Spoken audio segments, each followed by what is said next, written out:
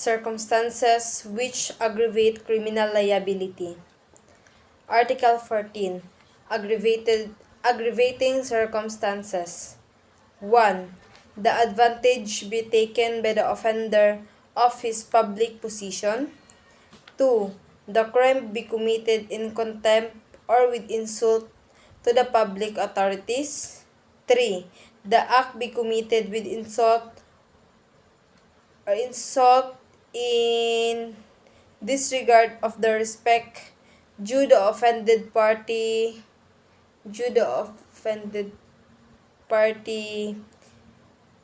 on account of his rank, sex, or age, if the latter has not given provocation.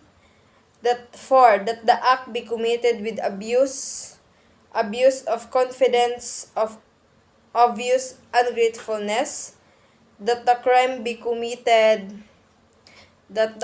committed in the palace of chief executive or in his presence, or where the public authorities are engaged in the discharge of their duties, that the crime be committed in the place, time, in an uninhabited place, or by a band, whenever as such circumstances may facilitate the commission. 7. That the crime be committed on the occasion of a conflagration, shipwreck, earthquake, or other calamity or misfortune. 8. That the crime be committed with the aid of armed men who ensure or afford impunity. 9. That the accused is a recidivist. 10.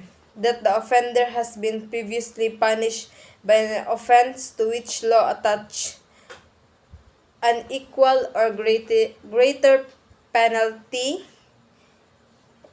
11. That the crime be committed in consideration of a prize, reward, or promise. 12. That the crime be committed by means of fire, poison, explosion, standard of a vessel, or international damage, derailment of a locomotive, or the use of any other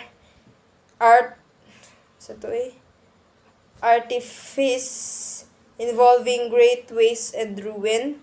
13. That the act be committed with the evidence premeditation. 14. That the craft, fraud, or disguise be employed. 15. That the advantage be taken of superior strength or by means employed to be weaken the defense. 16. That the act be committed with treachery. 17. That the means be employed or circumstances brought through which the ignominy to the natural effects of the act. 20.